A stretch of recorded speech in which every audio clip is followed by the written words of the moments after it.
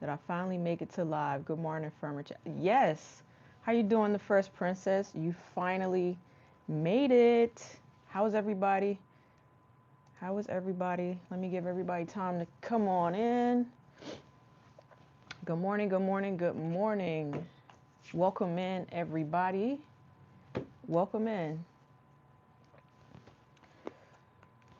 I had a long night, but it was a very productive night. How about you guys? What is on your agenda for the weekend? Did you do anything fun yesterday? How was everybody doing? How are you doing with the spring forward? TFP, what time isn't it early where you are? You're up early. Good morning. How are you? Good morning, Ty. Good morning, good morning, good morning. I feel like I'm a little rushed this morning. Brother, you're not first. Good morning, Donzel. How are you? Hope you're doing well. Clean my glasses off this morning. So I had a pretty productive night. And I just figured I would tell you guys about it. I don't know if some of my young ladies will come in this morning. Good morning. Good morning. That's my art. Good morning, Lynette. Good morning, everybody. He says I am first. Okay, brother.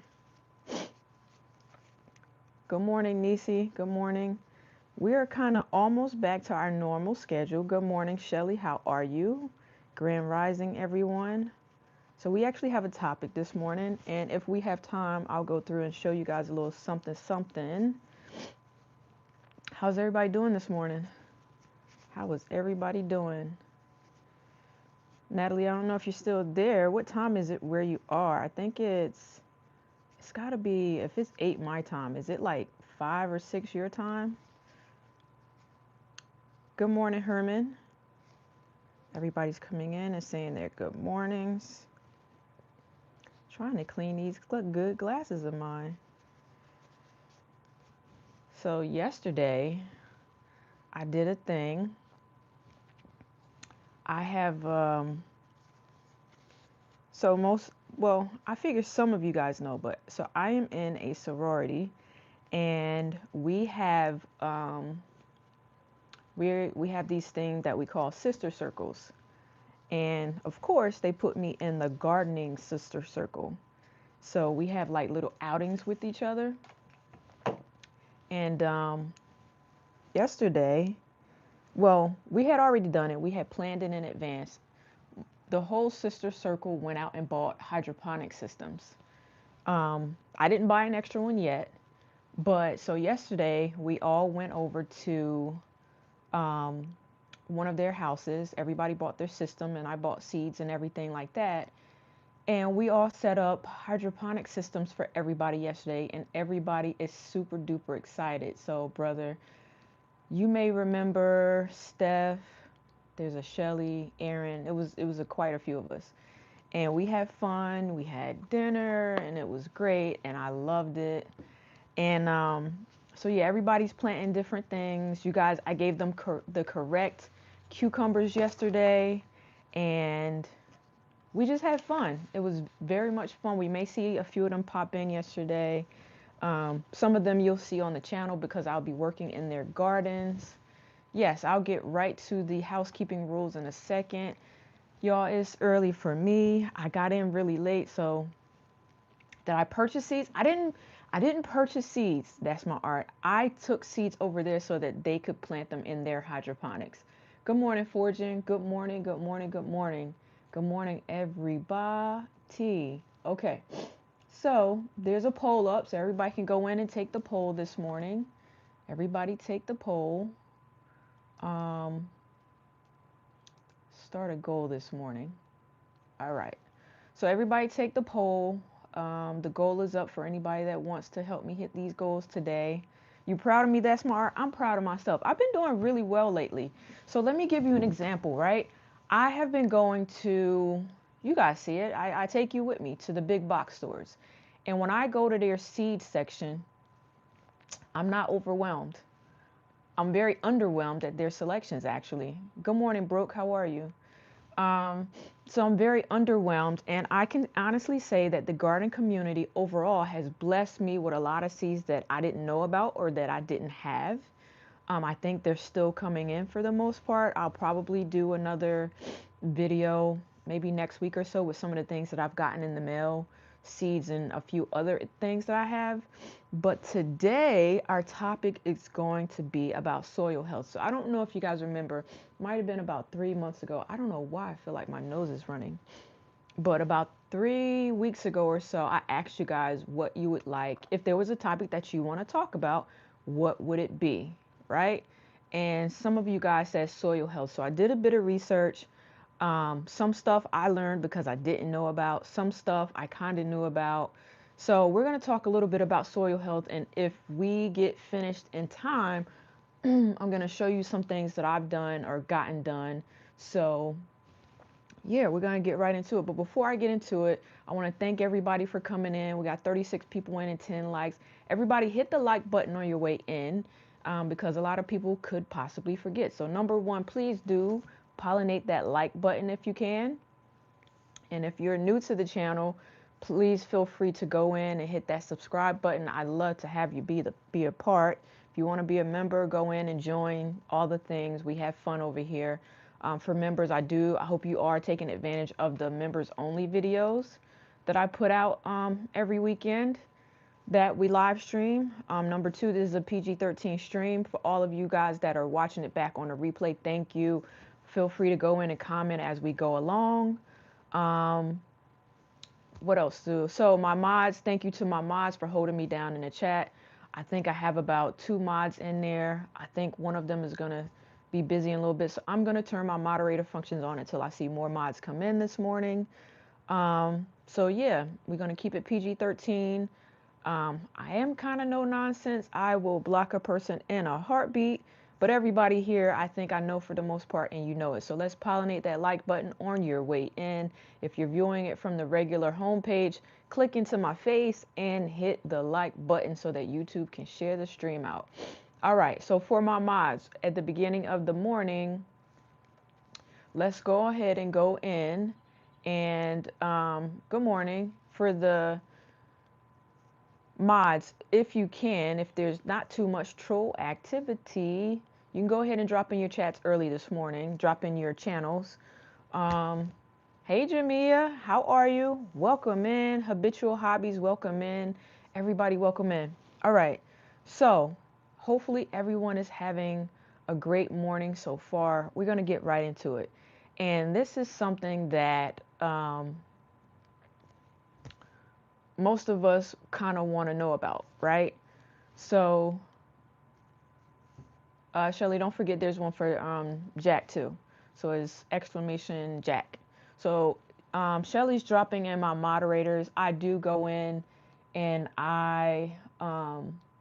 for my mods, because they work super duper hard for me. Nothing against anybody else in the chat, but I do drop my mods channels in the chat if they have a channel. Okay, so today, good morning, Nancy. How are you? Today, we're going to talk about soil health a little bit. So a lot of, especially beginner gardeners, sometimes I call myself a beginner gardener. When their plants look bad, they think that they should do something and fertilize their plants. That's actually not true. You should actually feed your soil. So today we're going to talk about soil, feeding the soil, and all that other stuff. Mind, body, soil life. Good morning, Tasha. I think that's your name. Good morning. How are you? Tasha, for you, I mentioned you in a video that's dropping Thursday. So thank you. This is my thank you, just in case you don't see it. Man, my nose feels like it's running like crazy. Give me 1 second, you guys. All right. All right, so we're going to talk about feeding your garden soil is still frozen. So mine is not. And I know that you're north of me, so my garden soil is not frozen. All right, so let's see what you guys have for the poll so far, and you may change your answers as we go through. So a lot of people think that you gotta, when you see like yellowing of leaves, let me see, do I have a plant that has yellow leaves? I actually have some seedlings that have yellow leaves, right? And you think when you see your plants and they're not doing good, people think that you need to do something to the plants, give them fertilizer. But honestly, when you're giving them the extra fertilizer, you're filling your soil with extra unnecessary salts, possibly, right? So we don't want to do that. So the secret to a productive gardening is soil maintenance, essentially. Let me bend this down. And you guys may see me glance over to my notes because I want to make sure I give you what I researched and not kind of ramble today. So you'll see me refer back to my notes. I have some show and tell today as well. You guys know that I'm a visual learner and I think of things visually, so I need to see it. So sometimes I'll print stuff so that I can kind of show you guys exactly what I'm talking about. So a yellowing plant. So most people see a sick plant and they grab more fertilizer. But the problem isn't the plant, it's the soil. So fix the soil and you'll fix the plant, right? You like notes? Yeah, I have notes. So yellowing of leaves can indicate a locked pH, preventing nutrient uptake. Not a nutrient deficiency itself, but adding more fertilizer to locked soil can waste money and risk salt buildup. So I just said that, the salt buildup. So you can start by, I don't know about you, but almost every gardening season, or actually every gardening season, I top dress my soil. I put compost on the top of my soil every single season, right? So I don't compost myself, but I purchase compost just because for me it's a time saver. So I will pay for convenience, and me paying for convenience is I'll buy my compost. The compost that I use and that works for me currently is I use Black Cow, but there are many other composts out there. A lot of people make their compost, and you just got to do what you got to do. And a lot of people, that's right, Nancy, also use compost tea, right? So Nancy says, I am focusing on making compost this season and using compost extract to water. There you go. Habitual Hobby says, I purchase compost, but you also make your own tumbler. Yeah, so I don't compost yet.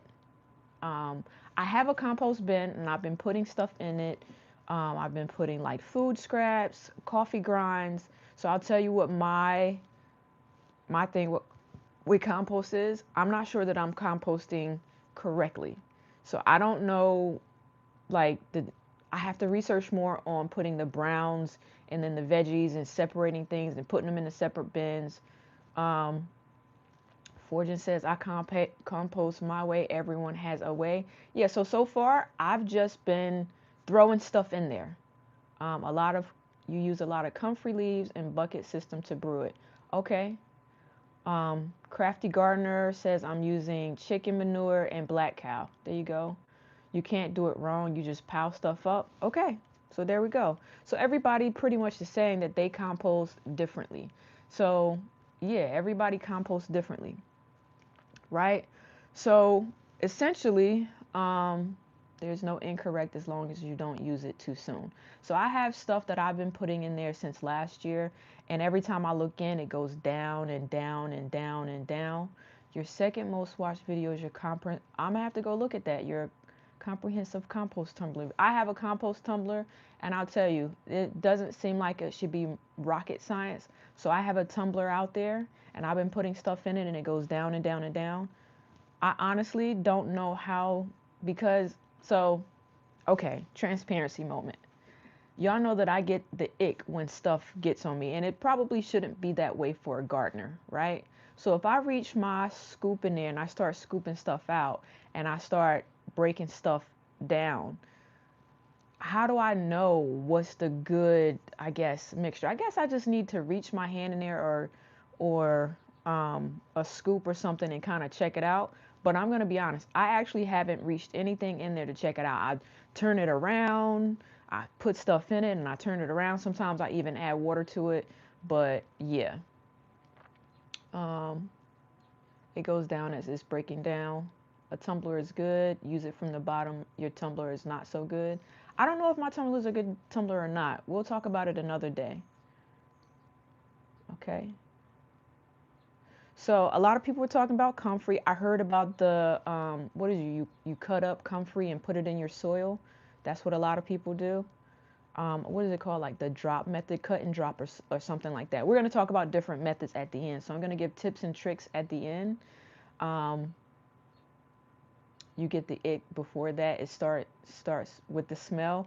Yeah, well, mine's is outside, so it doesn't really smell. I'm gonna say it doesn't really smell yet, knock on wood. I hope it doesn't smell, because I don't like things that smell bad. Speaking of smelling, I'm gonna get to that later, because my sun porch smells bad, and I'm going to blame somebody that's here for it smelling bad. Um, you love the dedication. Thank you. So Broke says he has a tumbler. He just puts dead plants in shredded paper. Okay. So I saw Broke talk about it on his channel, and I have not yet started shredding paper. So someone has said before, yeah, if it smells bad, add carbon, leaves, and cardboard. Okay, that's a good trick. So everybody, Nancy says if it smells bad, add carbon, leaves, and cardboard. Okay. Let's talk about we're microbe ranchers, right? So the big idea is you want microbes in your soil. So I think I have a picture here, microbes, and our job isn't to feed the plants directly. The soil feeds it for you. So soil biology drives nutrients. I'm actually looking for, here we go. We're going to talk about microbes. Well, I'm going to get to dirt first, right? So,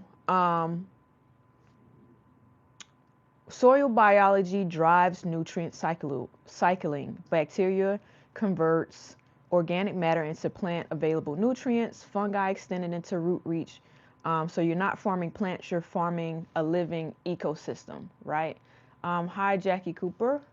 So an ecosystem. So what you want to do is, where is my picture? I'm going to show y'all some microbes and some roots. And where is it? Where is my picture at, y'all? Okay, here we go. So we're going to look at the micro fungi that's in your roots, and then we're going to talk about the soil. So on this side, I'm going to put it here. This is roots that have like the microbes. So you ever notice that when you're replanting your plants, you have like microbes all in your soil? This is kind of what goes up and feeds your plants. So I think this is the one with, yeah. And then you see how light it is, the one without? It doesn't have as many. So this soil probably needs to be fed more, right? So that's one thing. How you doing, Rob? So that's one thing we have to think about. We're building an ecosystem within your soil to help the roots and all those things, right? That's essentially what you want to do with your soil. Good morning, Lady Mensa. How are you? Herman, Jackie, I think I caught everybody coming in. Make sure you hit the like button on your way in. Hit the like button on your way in. So take a sip of coffee here. All right, so if you check out the poll this morning, everybody's all over the place. What kind of soil do you have? Show the picture again. Okay.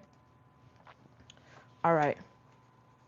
Soil with mycorrhizal fungi. So this is the roots. Mom Dukes Homesteader, how you doing? Rose, how you doing? So this is the healthy roots with all the fungi in the ecosystem in the soil. There you go. That's my art. So you check it out. So you'll see all this stuff in your roots. And then if I switch it around, this is the one without. So you probably can't read the words because it's backwards. But you see how like there's barely any here, but then there's a lot there, right? Okay, so let's talk about your soil and how to build that up, right? So the question today is, what kind of soil do you have? Did you take the poll? Has everybody taken the poll and everything? I'm going to give you two different examples of soil. And the one we want loamy soil, right? G Mama, how are you? You have that? Okay. So what kind of soil do we have? I'll tell you what kind of soil I think I have. My soil needs a little help. So you either have sandy soil, clay soil, or you're in the middle with loamy. We want the loamy soil. Hey, Chris. We want the loamy soil. So some people have sandy. My grandmother has sandy soil, so she has to build it up. Some people have that really thick clay soil, so they kind of got to spread it out sometimes. So basically, if you add the two in the middle, you get loamy, right? So what kind of soil do you have? How's it doing, right? Here's another illustration of it here, so you can kind of see it, the different types of soil, right? So yours is loamy, but it could still be better. So everybody got it. You got that Wesley Snipe, but I get it. I get it. And here's a picture of how it kind of goes through, right? So I printed this out so that you guys can kind of see how it goes around. So there's clay, sand, silt, and if you combine all of them together, you get the loamy soil in the middle. So that's what we want. So this is my show and tell, right? So you've been working on yours for years. You grow all your plants in raised beds, okay? Mineral-based substrate indoors and mixed potting soil outdoors. There you go. So yeah, different potting soil do different things, right? So how do we get there, right? So one thing, so the dirt is like, this is how the internet categorizes it, right? If we're talking beginner speak, like the street term for it, dirt is dead stuff under your fingernails after a bad date. Dirt is living, breathing community of billions of organisms that all work together. So if you want to get a little bit more complex, healthy soil has 4 components, right? Minerals is 45% of it, organic matter is 5%, water is 25%, air is 25%. So when you compact it, till it, and synthetic chemicals can collapse the balance very quickly. So to build living soil, add organic matter every season, i.e. add your compost and your mulch, and cover crops. So even a 0.5% increase of organic matter can dramatically improve water holding and aeration biology. So I just said a whole lot, but basically all you got to do is just add a little bit of organic matter every gardening season, and that goes a very long way. So for me, it's top dressing my soil with compost, and those things do help, right? So a fun fact, 1 teaspoon of healthy soil contains more living microorganisms than there are people on this earth, approximately 8 billion. So 1 teaspoon of healthy soil contains more living microorganisms than there are people on the earth. All right. Crimson clover I planted this winter, and it's growing everywhere. That's a great cover crop, right? Great cover crop. All right, so let's end this poll. So based on the poll, let's see what kind of soil everybody has.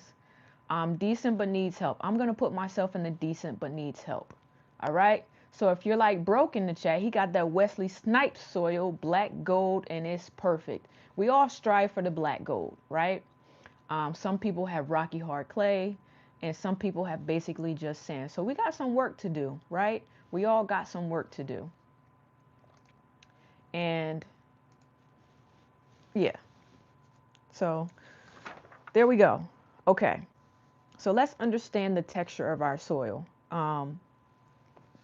and think about what type of amendments can help it. How you doing, Patty? Hey, Steph, how are you? I was telling everybody in the beginning of the stream how we did hydroponics last night and how fun it was. No, potting soil does count, Lady Minister. Potting soil does count. So we're talking about all the soil this morning. And even with potting soil, and over the years, you have to refresh it. You got to refresh your microorganisms. You still want that fungi within your soil, right? You still want the fungi within your soil. So there are 3 basic soil types. We talked about them, and we talked about how we want the loam mixture. Yeah, we got work to do on this soil this morning. So soil texture is permanent. You can't change your particle size, but you can change the soil's structure, right? So that's the work we're going to do. We're working on the soil structure. For sandy soil, work in age compost. The biochar to improve water and nutrient retention. For clay, add gypsum and cover crops to improve structure and pH. So we got to do all these things, right? So Crafty's saying, I had my yard mulched early this year, and when you move, the mulch is black golden parts covered in Georgia red clay. Okay. So yeah, I noticed that before the winter, for most of my garden beds, you guys know that I was raking leaves and doing all those things, and I covered the soil with leaves. So I actually did plant out some stuff outside already. And what I did was when I pulled it back, my soil looked so rich. But sometimes I feel like for me, I have way too many microrhizomes in my soil. So when I go in to dig and plant the plants in, it's like roots everywhere. So what I think I'm going to do for me is go in and amend it and try to pull some of the roots out, because I've been leaving my roots season over season, but I think this season I'm going to pull some of them out just to help me work the soil. So I'm going to work my soil a little bit on the top only, mainly, right? On the top mainly is what I'm going to work. So yeah. So here's another thing to think about. Too many, too healthy. I don't know if it's too many, too healthy, but I find when I go in to put my plants in, I'm having to dig a little bit harder than I want. So that's just for me. Um, you can't have too much. You might be right. You might be right. So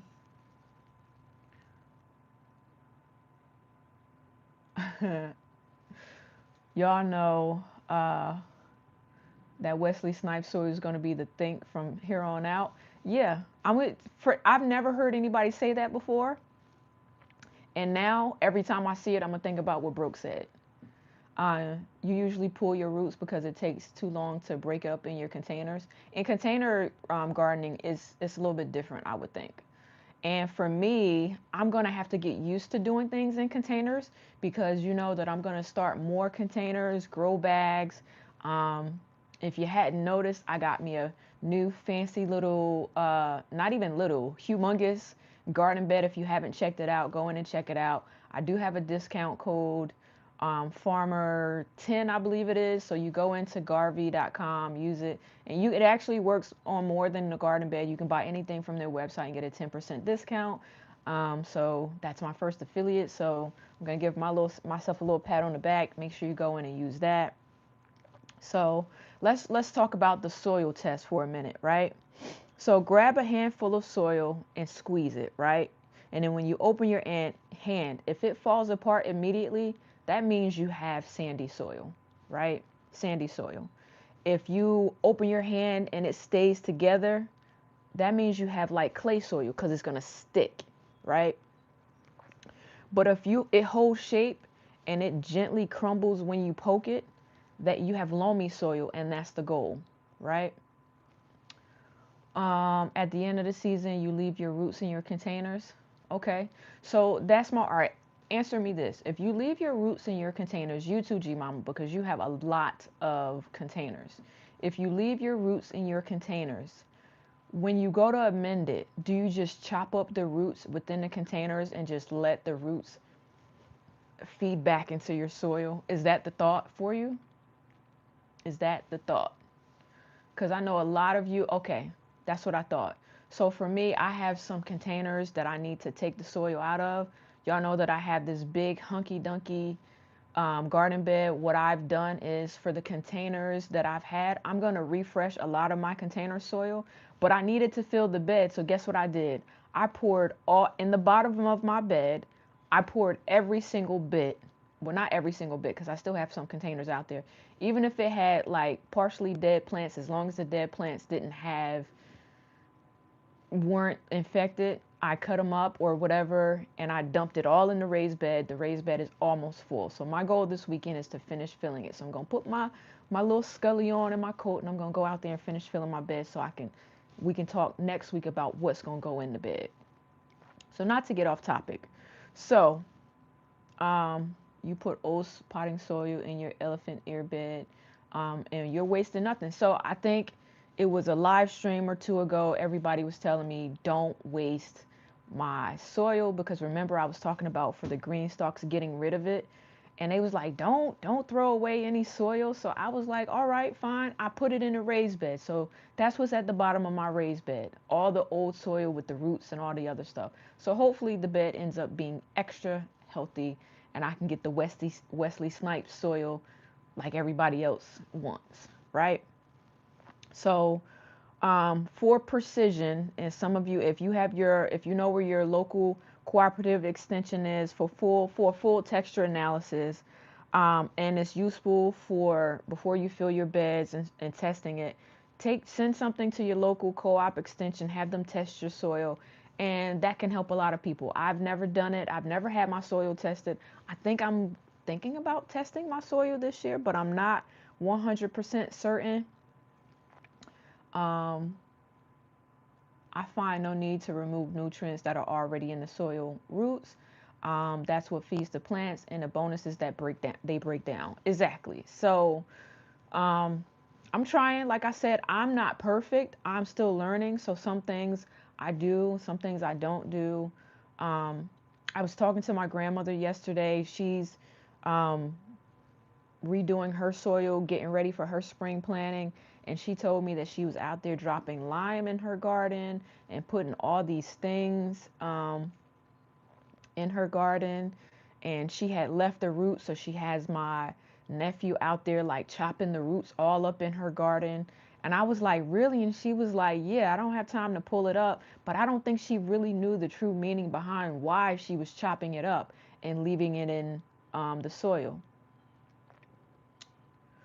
Uh, Herman says, I have a truck liner bed that I throw everything in from fall and clean up, and you put leaves in it from the winter and it breaks down. Yeah, I have a lot of leaves that are breaking down too.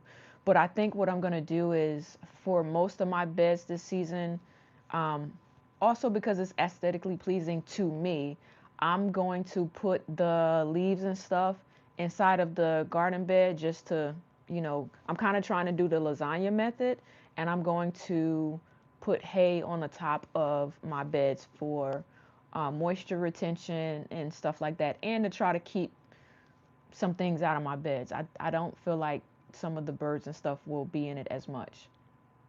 And I put cardboard at the bottom and tree limbs, and okay, so all those things. So yeah, I am doing the lasagna method in my raised bed. So it's getting full. So let me just ask you guys something. I'm going to put up another poll real quick. We're going to keep chatting about it. So let's try this poll right here. Let's try what's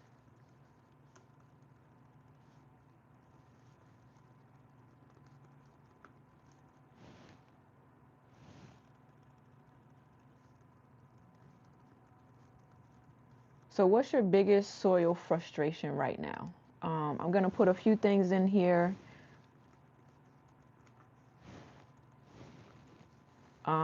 My grandmother's frustration is that it drains out too fast. Um, so I told her that we're going to use some mulch and stuff in hers.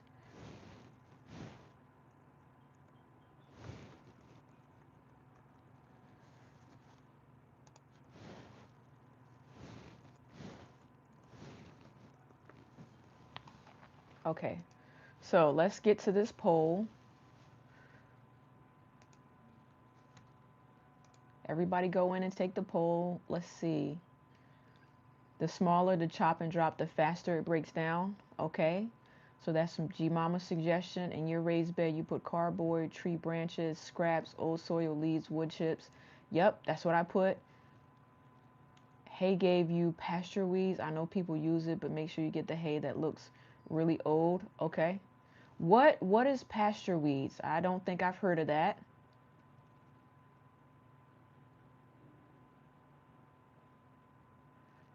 You store leaves in trash bags and put holes in it to let monster in. What is monster? Like worms or something? Nisi says all of this is good information, so I'm just sitting back and listening while you're up potting. There you go. I did some up potting. I'll show you guys later. No, we're not only talking about raised beds. We're talking about soil in the ground. We're talking about pots. We're talking everything, right? Everything. Um, so yeah, foraging, fertilizer prices are going up. Some hay has hay seeds in it, you know. Okay, yeah. So when I bought my hay was pretty expensive. I went back and forth looking at different types of stuff so that I would know exactly which hay to buy, because different hays have like some seeds and stuff in it. So I'm hoping that I bought the hay that's going to be best. And I even my grandmother's hydroponic system is not doing well, so I'm going to go back down there and restart it. I really don't think so. I bought her the one that has pebbles, and because mine has pods, it's a lot easier for me. So we're going to go down and help her out. She tried growing herbs, but I don't think she dropped the seeds in properly. You're up potting your loofah. Oof. If you have space for loofah, congratulations. And you can use your lawnmower with the bag on it to cut the leaves and store it. Yeah, I have done that. So we didn't do that we have one of those, you know, the blowers that can suck up leaves and chop it up. That's what we did this season, and that's how I put the leaves on my garden bed. So I used hay from that. Um, so Ty is saying she got her hay from a local farmer, millions of seeds in it. Yeah, you made space behind the garbage. Miss T sent you some loofah and you don't think you could do it. I don't want anybody to send me any loofah. So that's a public service announcement. Don't send me any loofah because it will be in somebody's giveaway. I don't have the space for it. And I don't really know all the uses I know the uses. I see them online, but I don't need any loofah. It's way too wild for me. It's a big plant. It is a big plant. Um, Garage. Yeah, I just can't grow loofah. All right, so let me see what everybody's saying in the poll. So everybody's saying the cost of amendments, right? So we're going to talk about the cost of amendments, all those things. And so let me just say, and I use this only for hydroponics, and I'm bringing this up because I think TFP was in here, Habitual Hobbies, and a few other people, G Mama. And I'm going to get a little sidetracked. We're not going to talk about soil for like 5 minutes. I got this pH meter for my hydroponics, and I never used it. But then I saw TFP use it, and I was like, hey, let me use it. Y'all, this thing almost sent me on a spin. It made my anxiety bad. So until someone shows me, and if anybody has a video on how to properly use this thing and calibrate it, I think it's a bad idea for me to use. Okay, that was my public service announcement and my little sidetrack. So this is me asking the garden community and everybody, show me how to use this thing, because the number that it read couldn't have possibly been right. All right. And I can read the instructions, but I don't want to read the instructions. I want to see somebody use it. All right. That's my public service announcement. Can I use it to test my soil? I have no idea. Shelly, you laughing? But you know that thing. What's the purpose? The purpose of the pH meter is to pretty much tell me if the water in my hydroponic system is at the right pH levels for it to grow things healthy. And I think that my hydroponics, for the most part, is very healthy. So I just put it in there to see what number and to see if it was in the right range, and it wasn't. G Mama says, I do know how to use it, and you can show me how to calibrate my pH. Yes, do you have a video? If you do, please email it to me, because like I said, y'all know when things don't look right, it don't help me at all. So I'm a visual learner, just like you. That's my art. And yeah, I need somebody to show me how to use this thing, because I bought it and I cannot send it back. So it has calibration solution in here. All right. Joe Max, you're welcome in. Hello, I start by saying, I never thought I would grow food. And now you have a large greenhouse and a garden, not just for food, but also a nursery, primarily for nursery roses. And you found out you can drink rose water. Exactly, boiled rose water. I think I first heard G Mama or somebody saying that. You've been growing for 3 years now. Welcome in. I've never seen you in the chat. I hope you go in and subscribe. Mom Dukes, you was thinking about hydroponics. Hydroponics is so fun and slightly addictive. Ain't no slightly. Hydroponics is very addictive. Okay. I just thought I would say that. How you doing, Hash? I don't know if I said welcome into the stream this morning. Welcome in. If you're new here, welcome in. Everybody make sure you're tapping, giving me some love by tapping in that like button this morning. Tap in the like button. If you're new here, please do go in and subscribe. Welcome, Joe. Samira, welcome in, welcome in. Love you some rose water. I've never had rose water. I was, when I did one of my last videos, I have these rose bud things. I don't know what they're called, but somebody was like, I have rose tips.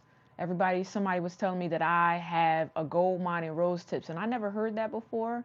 So yeah, everybody drop your grow zone in the chat. I am in New Jersey zone 6B, 7A. So it's cold here. We're going through our fall spring. We had like some great weather last week. And then guess what? Rose hips. Thank you, G Mama. Rose hips. So I have a bunch of rose hips and I don't know what to use it for. You use it as a toner and perfume. Okay. Zone 6A, G Mama, she cold with me. Maryland zone 7B is where Shelly is. In Georgia zone 8B, Jackie Cooper 8B. So we got a little bit of people from everywhere.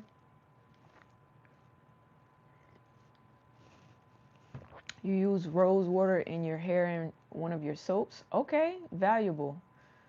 Auntie's World, North Carolina 7B, 8A.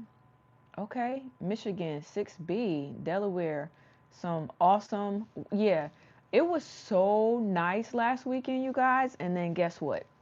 It just went like, that's what the weather did. It's a fall spring. So I hope that you guys have protected your plants, right? I hope you protected your plants. Okay, zone 6B, 7A, Lady Mensa, we know that. Florida 6, 7. Brother, I think in Florida you might be zone 9. I gotta Google it, but I'm not sure. Gotta Google it, but I'm not sure. All right, so let's get back to talking about the soil. Nisi 8A, Arkansas, we're about to have 2 days of cold snaps. Can't put the seedlings outside until next weekend. Bipolar weather. It's supposed to be 23 tonight and 18 tomorrow night, 60s and 70s in the 3-day. I'm gonna cover your broccolis overnight. So yesterday before I left, y'all remember my cabbage, cabbage, collard greens, and kale? I put it out in the garden. Matter of fact, before we go along, I'll kind of show you. We're not going outside. It's cold. I don't want to go outside. But I'll show you. We'll see a little bit of, well, we're kind of going outside. I'm only going on the sun porch, and I'll point the camera over for a second. So let me just show you. So you see back there my garden bed, and you see that I covered all the way over there. I covered up where they went, and it's just cold out there. And so, hey, we're not coming outside today. It's way, way, way too cold. No, we're not going outside today, Miss T. It's too cold.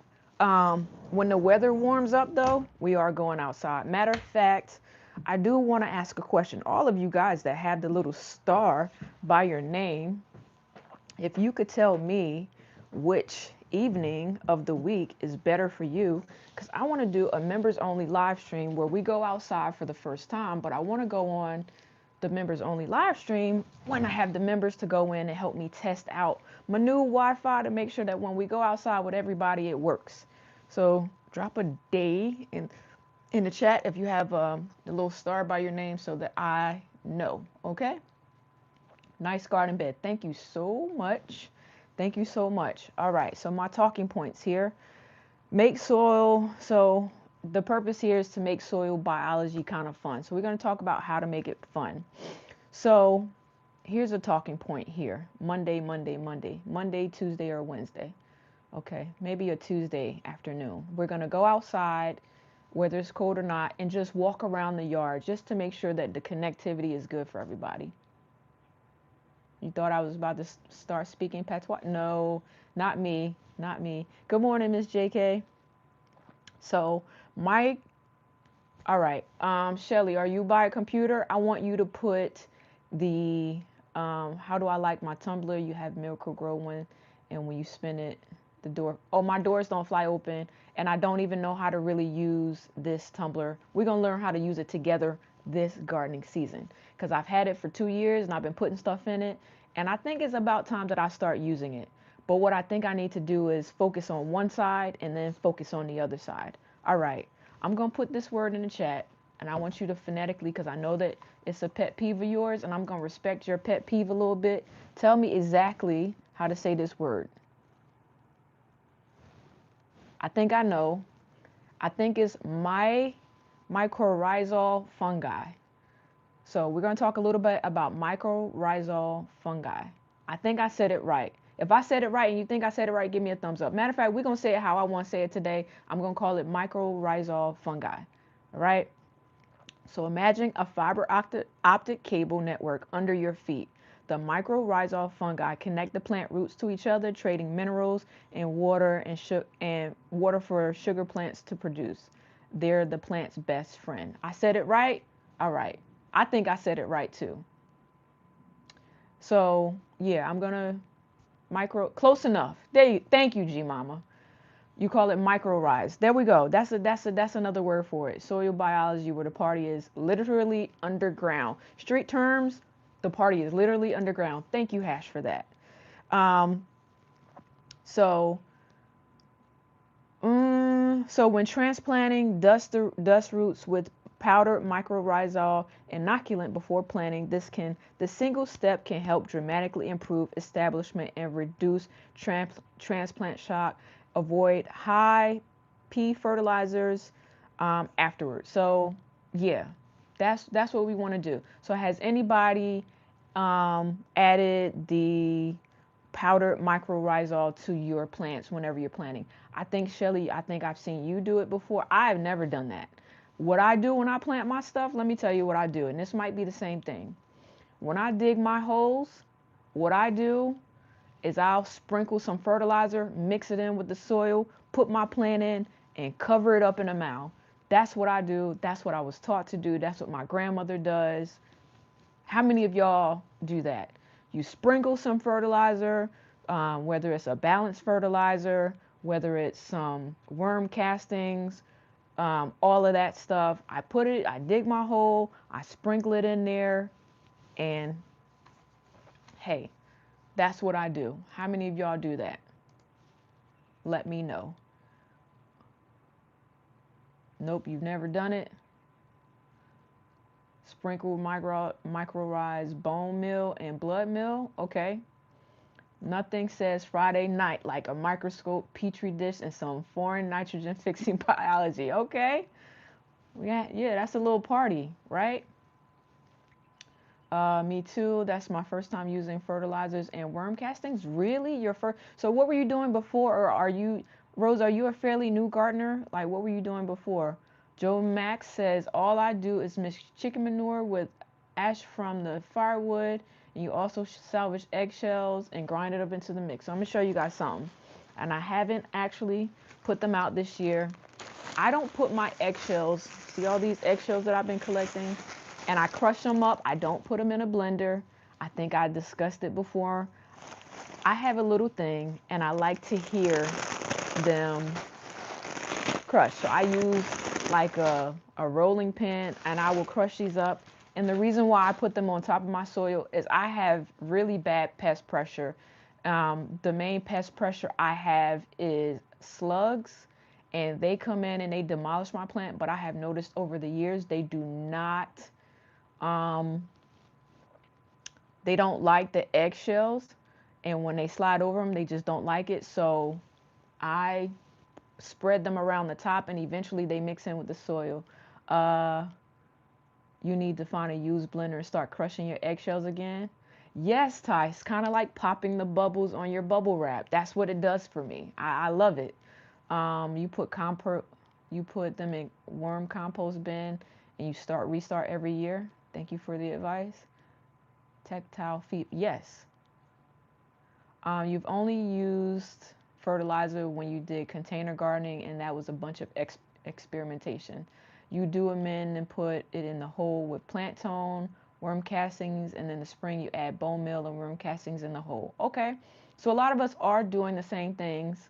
I've only used fertilizer when you did container gardening. Okay, I do add azomite. So I'm just now hearing about azomite, so I'll be using that as well if I can find it. Um, so yeah, so that's one of the things. The other thing is, so earthworm engineering, right? So earthworms are the ultimate soil improvers. So when I dig down in my beds, especially for the first time each gardening season, that's what I'm looking for. All the worms, the baby worms, the big worms. And when I dig and I'm like, ooh, a worm. I don't know if anybody else gets excited about seeing. Now, I'm not going to touch the worms with my bare hands. I have an ick, but I do pick them up to see how the soil is. When I'm planting anybody else's garden, I'll point it out to them. Your soil must be really rich because you have a lot of worms in here. So I'm sure a lot of you guys know that worm castings is simply worm poop. They are 5 times richer in nitrogen and 7 times richer in phosphates than the soil around them. So the more worms, the better off your garden is. Some people actually purchase worms and put them in their garden to kind of help them start out. And they put them in their compost bins too to help out the compost. Um, let's see. Let me try to catch up. um, Hash says I use voodoo juice plus tablets. It has 18 strains of beneficial bacteria. Never heard of that. Especially in front of your new garden, nothing has been done, so it's getting all okay. So Ty's saying she doesn't think she's used enough worm fertilizer. Y'all got the chat going this morning. You add some compost, azomite, worm castings, and a little bit of balanced fertilizer.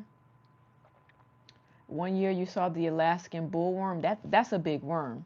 I don't like those. Yes. Gardening a while back. Hello, how are you? You're always excited when you see worms in your soil, but you do not like to touch them. I'll touch them if I have gloves on. Black cow manure, y'all, it's really good looking stuff, but don't get ace manure. Okay, great.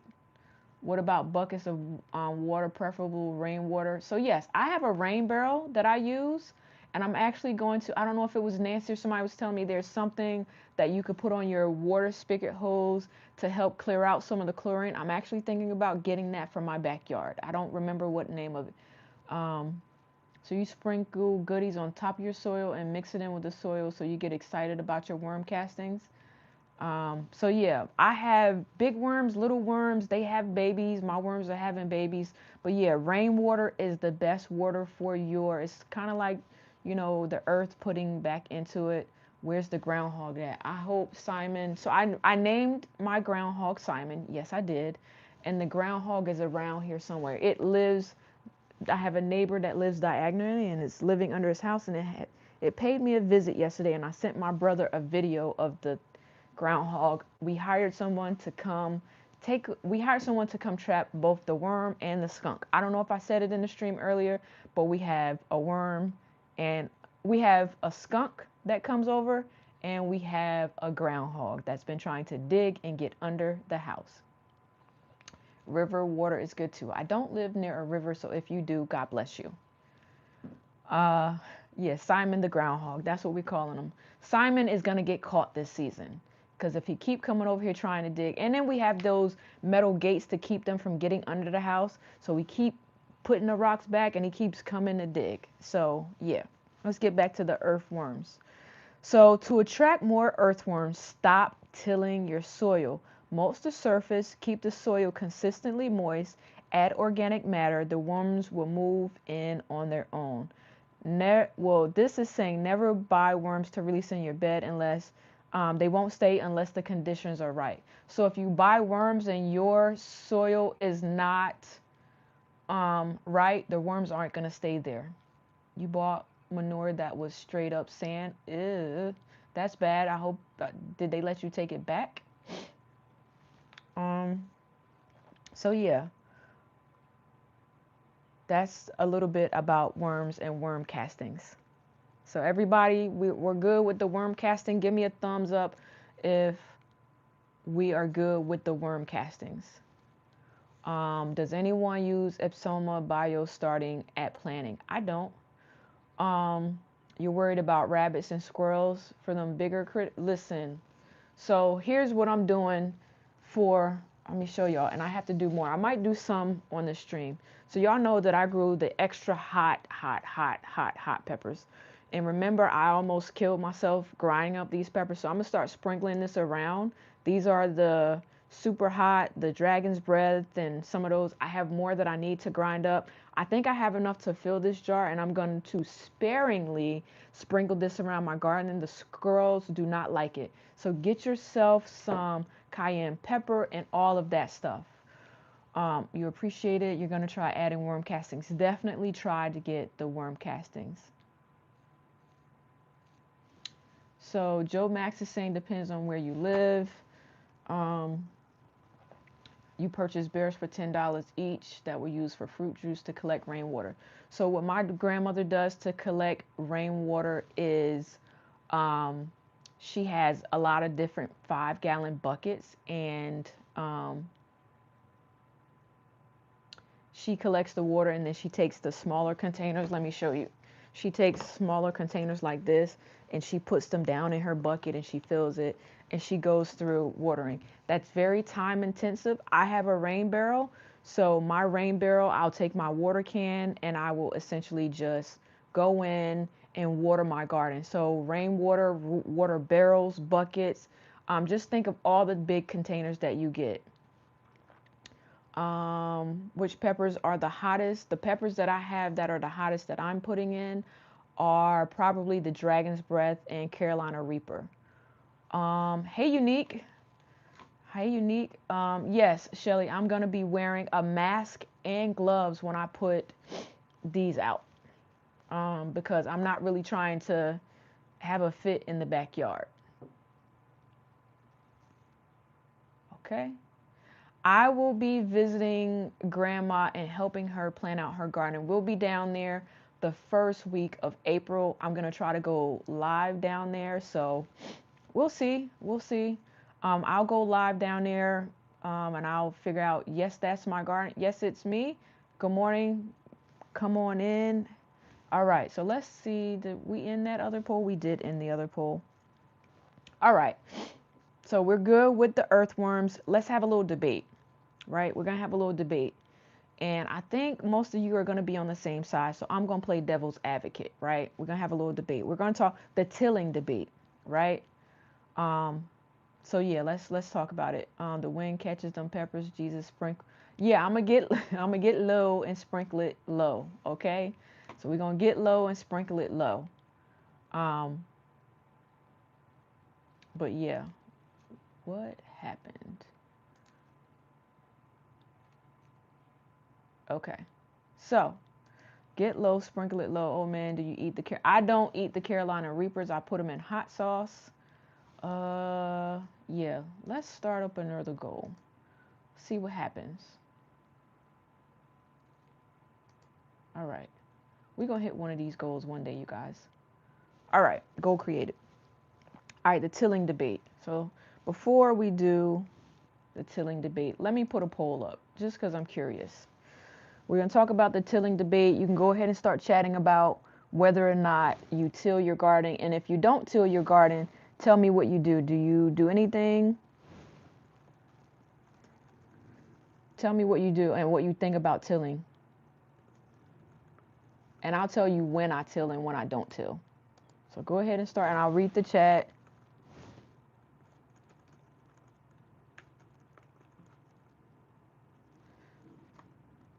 I'll read the chat in a second.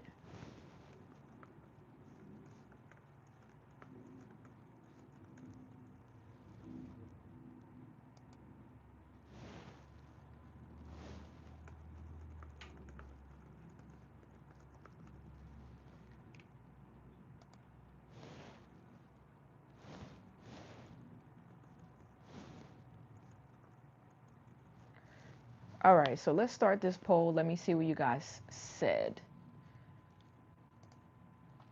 All right, so I turn your in-ground, but you don't till, okay? I have slugs and I put few leaves on the garden for them to stay so they don't eat your. So, Mom Dukes, I do that. What I do is I essentially, if some of my leaves are like getting yellow and stuff, I'll lay them on top of the bed to give the bugs and everything something to eat to get them to stay away from my other stuff. Um, you made Carolina Reaper jerky. That sounds like it would be hard to use the bathroom after. So yeah, I am not doing that. Not doing that. What happened to my chat over here? Good morning, CC. Welcome in. How you doing? Just asking. Friend, where have you been? Nobody. Okay. Used to till, now you only transfer soil from chicken pen. Okay. So let's see. You do that primarily in the fall. Everybody saying good morning. I turn in and mix the top of your soil in your raised beds. All right. Hey, you. All right. Everybody saying good morning. All right. So here's the thing. Every time you till your garden, you are destroying invisible highways and apartment buildings for your microbes that have spent years building, right? No dig gardening is trending because it works and you let the soil build on itself. You started dancing with me. I like that song. Okay, everybody, make sure you hitting that like button on your way in. All right, so tillage triggers, right? You're releasing stored carbon, you're destroying fungi, and you're inverting soil horizons. Charles Dowling's no-dig research shows higher yields, fewer weeds, and better biology within 2 to 3 weeks versus dug-in beds. So most of us repeat what part? All right. Tillage triggers CO2 flush, releasing stored carbon. You're destroying fungal hyphae. I don't know if I said that right. And it inverts soil horizons. Charles Dowding's no-dig research shows higher yields, fewer weeds, and better biology within 2 to 3 weeks versus dug beds. Is that what you guys wanted me to repeat? I don't know if I said that word right. So what I'm going to do is put it in here so you guys can do your own research as well. Where's the word? Fungal hyphae.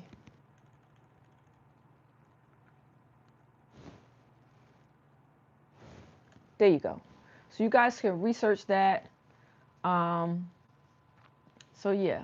Good morning, Mia. Good morning, everybody. All right. So start no dig beds easily. You could lay some cardboard out, overlapping, grass or weeds. Wet it down really, really good, and then cover it with 4 to 6 inches of compost. Plant into it immediately, or let the soil sit over winter. The cardboard smothers the weeds and break it down into food for worms. So, is tilling a myth? Tilling is not a myth. A lot of people do it, right? So a lot of people till, and the only time I will till, right? So if I am working, let me give you an example. Growing with Burgess, I think we tilled over there. She had some really bad weeds, so we tilled the first layer of her soil when she set up her bed, right? And then what we did was we put cardboard down, and then, that's right, preferably non-colored cardboard. And then we wet it down, and then we added the soil and compost on top. So I actually am going to try a no-dig bed. Matter of fact, I want to call them block beds, but my block beds in the back, behind the cinder blocks, when we first planted those beds, we layered cardboard and then we added all the organic matter on top of the cardboard. So all of those beds in the back all have tons of worms and organic matter, and the soil back there is like Wesley Snipes, as Brooke said. So yeah. So sometimes you do till to start from scratch, right? So yeah, we do. When I start from scratch, I am guilty. My new raised bed is no till. Exactly, my new raised bed is no till. I did not till anything. I laid out the cardboard and we just started filling it. Okay, but adding extra soil to the garden ground. Yeah, I added. I For the ones in the back, I did add garden soil and then I put the compost on top of it. So I kind of layered it. And then over the years, I've been adding leaves, compost, leaves and compost, leaves and compost. So kind of like stacking it like lasagna, because every most people's bed have soil erosion and soil goes down, and there's a gate in between my yard and my um there's a gate in between my yard and my neighbor's yard. So yeah, I'm pretty much just stacking my soil and it's building into like a rich ecosystem for everything. Um, Oh yeah, Cece wasn't here for that. So yeah, layering your beds does help. So part of my garden has the Wesley Snipes soil in it. It's rich and very dark. Very dark, lots of worms, lots of worm castings, the whole thing. Matter of fact, inside the enclosure, that is also, did we till that? We did till that before we laid down the cardboard. But that soil in there is also very, very, very good. And the reason why we tilled in the enclosure before we started planting was because it was very clay and I needed to, just like Hash is saying, it was very compact, so it was necessary to till before we did it. This happens over winter. You can do no dig over winter, just cover it. So put your cardboard down, wet it, put your soil, and cover the whole bed, and then start out planting it in the spring. You have gutters that need a priority this year? Oh, you got the Wesley Snipes edition in yours? Okay. That might be a short. We might have to come back and cut that as a short. Did I add worms? I didn't add any worms in my beds. They came naturally on their own. So they like it here, right? When you have a bunch of worms and they just keep coming, they like it here. And before you plant anything, how do you know when to transplant? When you're after your last frost date for the summer stuff, you pretty much can. If it was, let's say this, if it was summer, spring, and we weren't at risk for any other frost, I would create a no-dig bed now by putting down cardboard and all of the soil and everything like that, and I would cover it and I would plant in it immediately. So I don't know, Rose, does that answer your question? So for no dig, you don't have to wait. You could put your cardboard and your soil down now, and you don't have to wait. Matter of fact, this isn't a picture of my bed, but this is how we started Aaron's bed. So check it out. We've got more show and tell here. We put the cardboard down, we wet it really good, and then we layered the compost and soil on top of it. So this is kind of like an example. If you start from scratch, this is what you do. Okay? So thumbs up, we're all good with the no-till. Let's check out the poll, and then we're going to talk about lasagna gardening for raised beds. And I'm going to say that lasagna gardening can be for like raised beds. Sometimes, yeah, no dig doesn't mean no dig. It just means no tilling. Correct. And bringing underground soil to, yeah, that's what it means. Thank you, 4G. So you're like visualizing it in your head. Where you purchase your compost and in your soil raised beds, what kind of compost? So for me, okay, because I said it at the top of the stream, you got to do what's best for you. Some people, they do their own compost, right? And they get it all over. So some people use chicken poop, rabbit poop, all those things for compost. For me, because I don't have time to do all those other stuff, I have been using Black Cow for years. This is not a paid advertisement. Black Cow does not send me any, although if we can put it in the atmosphere, Black Cow, if you hear me as an organization, if y'all want to send me some Black Cow, I will promo it for you. I use it in my garden every single year. I love it. Okay? And then sometimes what people do is, as they're, doing organic matter over and over, hey, that's how they compost. They refresh their soil. The top, 1 to 2 inches. That's right. Sponsor me, please. Okay. So yeah, do you have like a single crop that you have fun with and try something new? I actually do. I actually do. For you, you're going to try to grow a single pumpkin vine and see how big it gets. So for those of you that in the chat that know me and that have been watching my channel, answer Joe Maxwell's question. What single crop do I grow and have fun with every single year? Everybody tell them. And this is not a slight on you, but I think I want to see how many people actually know me. How many people actually know me? What single plant that I grow a variety of every year and have fun with it? That's right. Okay. See that? I experiment with peppers every year. Peppers. That's right. Hot peppers. Thank you for being specific. That's my art. Every year I experiment with hot peppers. Matter of fact, Joe, because you're new here, make sure after the stream you go check out the channel. Check out the pepper challenge. Check out some of the live streams where we go into my enclosure. I have a bunch of, during the summertime, we grow a bunch of, the people call it their happy place. We go into the enclosure where I have a lot of peppers. Meredithism. Hey, Peach, how are you?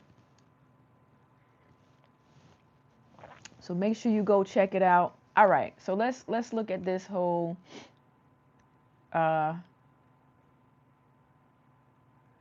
you were up potting a lot of peppers. I'm not putting as many peppers in the enclosure this year. I'll tell you guys on another stream. She doesn't eat hot peppers, but I am crazy infatuated with them, 100%. All right, let me end the poll and see what you guys said about how do you feel? 36% of you only till when you start a new bed. Some people, 28% of you says never. Your team no dig. 24% use raised bed only, and 12% says you this a fresh start. I'm doing good. Are you forecasted for bad winds today? I don't think so. It's just cold where I am. We had some bad winds yesterday though. Bad winds yesterday. I hope you're holding up good over there where you are. I hope you're doing good over there. Okay, so yes, the pepper challenge. I ain't no punk. Yep, my brother ain't no punk. He goes in, he did the pepper challenge like a champ. Like a champ. Okay, so we were talking about lasagna and layers. And for those of you that are visual people, check Monday's forecast. It's supposed to be a big front coming through. You don't know if it reached. Yeah, I've been checking the weather. It's going to get cold Monday, Tuesday, Wednesday. I already covered what I put out in the garden. So I should be good to go. And I'm not going to start planting in the raised bed for another couple weeks, even after I fill it, because I need the soil to settle. So in a new raised bed, you want the soil to settle. And I'll show you a little bit what I mean by settle. So this is a very rough draft that I took from online of a raised bed. So those of you that have raised bed. Oh, Texas in the 30s on Monday. Texas in the 30s. Okay. So you layer it up. So there's a brown layer at the bottom. A lot of people put logs and all those things in the bottom. And then you have your green layer, which can be like grass clippings and things like that. And then people put their topsoil, compost, garden soil, and then you plant. So this is just like a very rough draft. You just kind of need to layer it so that you kind of know what to do for those raised beds. And so for my big hunk of raised bed over there, we're layering it. And like I said, it's really big. Really, really big, right?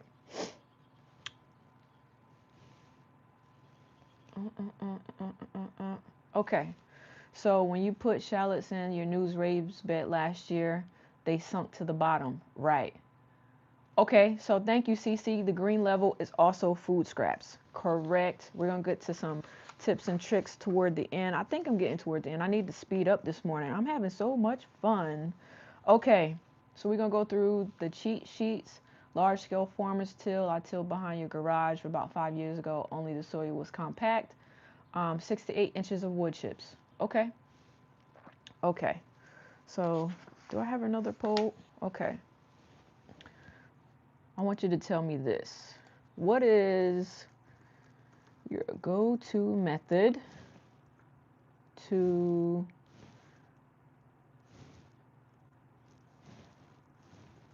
your soil health? So let me know. You layered with cardboard, but you didn't know you were supposed to wet it. Oh, your chairs flew across your porch? Did you go get them?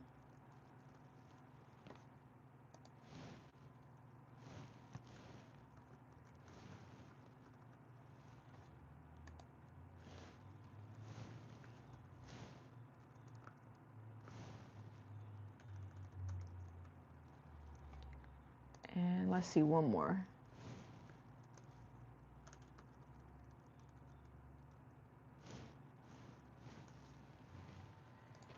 Okay, so I want you guys to kind of tell me, Illinois has crazy weather and tornadoes.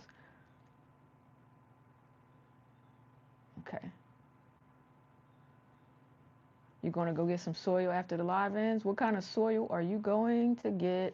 Yes, I'm being nosy. I want to know what you're about to buy. Okay, so the poll is up. Everybody take the poll. We're going to talk about some easy tricks. So your NPK cheat sheet, easy memory trick. N equals nitrogen, up leaves, green growth. P equals phosphorus, down roots, flowers. K equals potassium, all the way around. Plant immunity and health. So if your plant isn't flowering, look in the middle number, right? So before buying any soil fertilizer, do a soil test. You may already have plenty of P and K, but you're just low on one nutrient. Yeah, you could, include that in there. Bag fertilizer, because, we're buying the stuff and you're getting some Pro Mix for your new green stalks. Okay. If I was going down there soon, I would tell you to pick me up some so I could bring it back with me. All right, so compost buffet, right? The 3-to-1 ratio. A good compost needs brown, so carbon, dried leaves, straw, all those things, and greens, nitrogen. So here's the green part of it. That's your kitchen scraps, fresh grass. Aim for 3 parts brown to 1 part green, right? So yeah, too many greens gets too slimy, and then too many browns, it just sits there. So that's something when you think about composting, right? So you can maintain a can't maintain a full compost pile. Even a small worm bin under the kitchen sink produces high quality castings. Now, I'm not going to do that. I'm not putting a bin under my kitchen sink. I'm going to put it out there in that compost bin. Okay? Add a little A and B choices, making me choose either or. You could type it in the chat. What's your top one? And then type in the chat your second one. Yeah, I make it hard for you guys, right? I'm sorry. Oh, we are 7 likes away from 50. If you're in the chat and you haven't hit the like button, let's try it. It is free to hit the like button. Greens you primarily use come from end of season, and you cut down banana trees and cut them up in compost. Okay. All right. So vermicompost is one of the best and cheapest soil boosters available. How many of you use vermicompost? Our county provided us with countertop compost bins to collect, add big compost bin. You don't like it, nor do you use it. Why not? Rose says I'll be winging it after, but after that, everything else.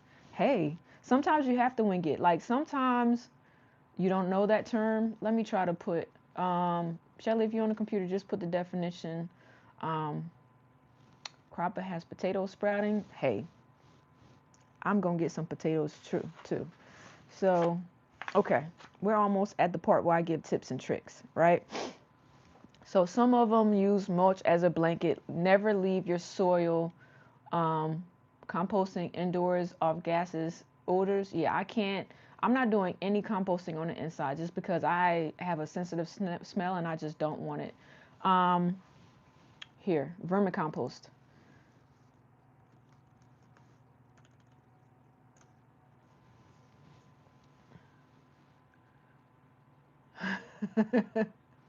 All good, mind, body, all good. Your potatoes had the longest eyes you've ever seen. That's funny. You're gonna be, Shelly, you are going to be excited. Now I want some, good morning, Miss Shirley. Yeah, I'm a sensitive sniffer. All right, so here's something that a lot of people don't realize. How many of you guys leave your soil bare at the top? You just plant and you leave your soil bare at the top. I never do that. I used to. And when you know better, you do better, right? Yeah, vermicomposting is the process of using red wiggler worms and microorganisms to convert organic waste such as food scraps into nutrient-rich humus, commonly known as worm composting. So essentially, that's what it is. So Joe, hopefully that helps you out. And you probably do that and just didn't know what the name of it was. Okay, okay. So whether it's leaves, this year is going to be hay. I never, never, never leave my beds bare at the top. Last year we were blessed with a big round hay barrel that fell off a truck off the side of the road and used that to cover the soil and plants. Yes. So I'm putting hay on top of my stuff this year. You don't really cover because there's so many leaves. Yeah, you're using natural mulch from the leaves that are just falling all the way around you, right? So a lot of people use wood chip. It feeds the fungi and the wood chips, they take longer to decompose, but it builds dominant soil. So you would use wood chips around like trees and stuff like that. So we'll do that. Um, what else? It helps keep moisture in, it regulates temperature, and protects your microbes from being baked by the sun. People who live in Texas, right? You definitely need to mulch and cover because y'all, it get hot there. And I think I was talking to Cece and she said it gets so hot that sometimes it bakes y'all's vegetables. So can you imagine how it's baking all the microbes and worms? Like they poke their head up and they just get burnt, right? You don't cover your beds usually either, but if you haven't had time, you'll cover them with collected leaves. You don't have trees in your yard, okay? Um, Humic acid wakes up dormant microbes quickly. Hash, tell me this. Where can you find that acid? Like, what is the natural thing that you would use to put down to get those type of microbe, like to wake up the dormant microbes? Mulching is a game changer. The heat makes and it and the heat and it makes watering count exactly. And when I water, I do like a good 10 to 20 count. Your family in Arizona refused to garden because it's so hot there. Yeah. Grass clippings work, banana clippings work, elephant ear clippings work. Yeah, so you guys are pretty much using the natural resources around you to mulch. So that's a great thing. Never leave your garden beds uncovered. You're baking up the microbes. Right. Yeah. Did you just say decomposed plants or an animal? Use the decomposed plants. I don't know about anybody else, but I'm not putting dead animals in my garden. You have many tropical nursery plants here. Okay, cool, cool. Excelente. Excelente. Okay. All right. So, fun fact, the fresh rain smell is called, no, I don't want to give that fresh fact.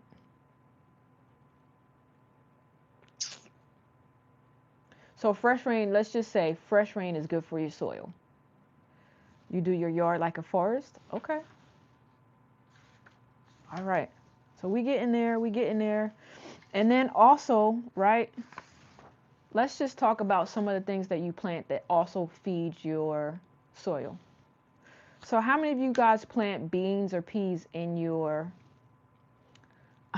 You turned your compost with tractor and dead animals. Don't. Yeah, I'm not doing dead animals in my garden. But if you guys choose to do that, good for you, right? Okay. So for nitrogen, right? A lot of people they use 511 and those things in their garden, but guess what? One of the things that I wanted to let everybody know was that peas and beans, they fix nitrogen compounds in your soil. So the different nodules on your peas and beans here, they fix nitrogens in your soil. So if you're planting them, good for you. You did a good thing. 511. Okay? So let's talk about 511. Y'all know that I have a lot of plants on my back porch. And one evening, I said, you know, it's time to fertilize some of these plants. And I was transplanting things. I'll show you what I was transplanting. I think we're going to have enough time. And I said on a video that I would never use 511 indoors. But that night, I wasn't paying attention. And I was talking to someone who happens to be in the chat. And we were chatting about transplanting things. And I used 511 on the inside. And that person didn't even say Chaz. Remember, it's going to make your sun porch smell. Don't use 511 indoors. Use something else. Right? She didn't even warn me. So the next morning, I came to the kitchen. Y'all know that my kitchen is right off from my sun porch. And I was like, what is that smell? It's because I use 511. And the person on the phone, she can expose herself if she would like. Didn't even say Chaz. Don't use 511 on your sun porch. It's going to smell. Wonder who that could have been. What is that smell? So the smell is finally going down. It still smells pretty bad, but it's just disgusting. You want a quick energy boost? Use unsuffered molasses, humic acid for sustains. You hollering? You laughing over there? I'm glad you laughing. You use 511 in your room and it smells like a fish market. I'm with you right now, CC, because it smells like it's not your fault, but it is your fault all at the same time. I'm blaming you because, like, why would you not say anything? All right. Why would you not say anything? Yo, I'm gonna do a little something right now, just because I asked you guys to help me out this morning. Yeah, we're gonna blame. We're not blaming CC. It ain't CC's fault. It's Shelly's fault, right? So we hit our 50 likes. This morning it's not CC's fault. CC is not to blame. Shelly is to blame for that. She sat here and I not only I did it like twice. Like I did it. I filled 2 water cans filling out here. So thank you everybody. Thumbs up. Give me some hearts in the chat. We hit the 50 likes this morning. We over 50 likes. All right. So yes. Hashtag blame Shelly. It's blame Shelly game today, right? It's all your fault that my sun porch smell like a straight up fish market. Straight up fish market. All your fault. Thank you everybody in the stream this morning for helping me hit those 50 likes. You made indoor super juice. Oh, that stuff stank. Ooh. Brother, my brother, he could possibly be, brother, are you streaming yet? He got a new video game, y'all. So he might be over there playing his little game. He's there, he's listening, he's learning. Yeah. So we hashtag blame Shelly. If she would have told you, then we wouldn't be having, that's right. We would not be having this moment. But you could go fishing on this sun porch right now.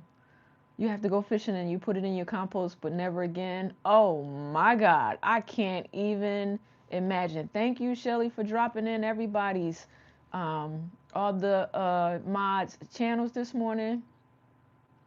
Your indoor super juice doesn't smell bad at all. What's in it? Does he stream on Twitch? No, he streams on YouTube.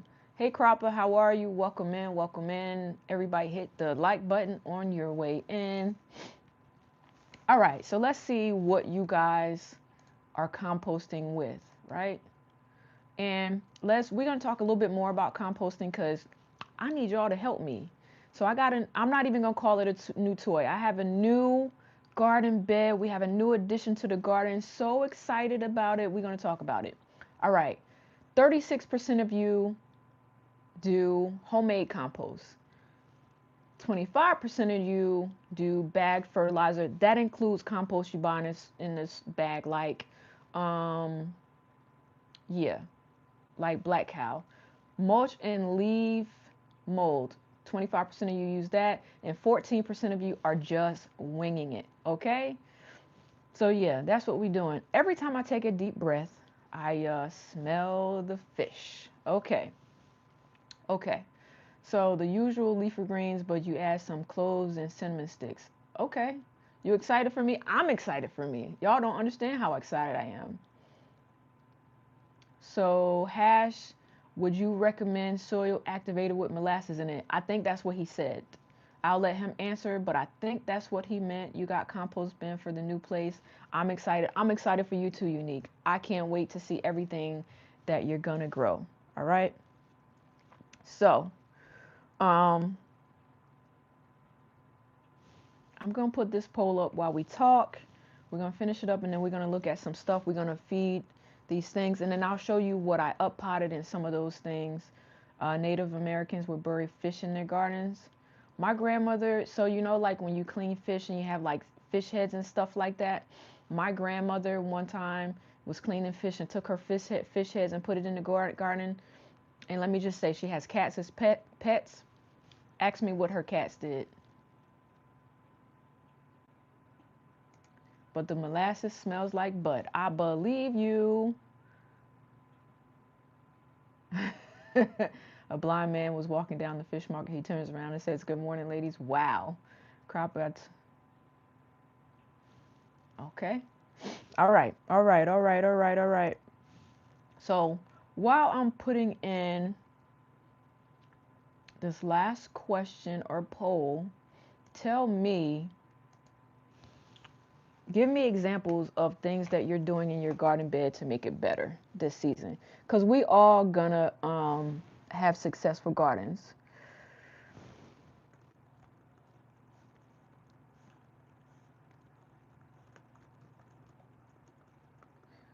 Let's talk about what you're doing this season.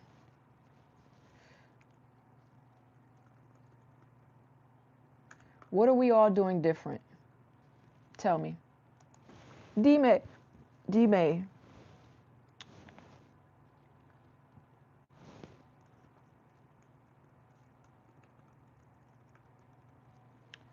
And we may do a combo. We'll see.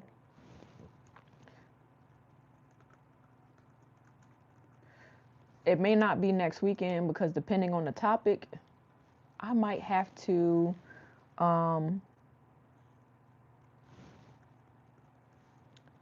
do a little bit deeper dive research.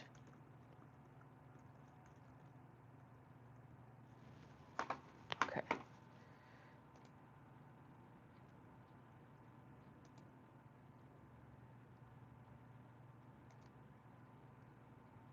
All right.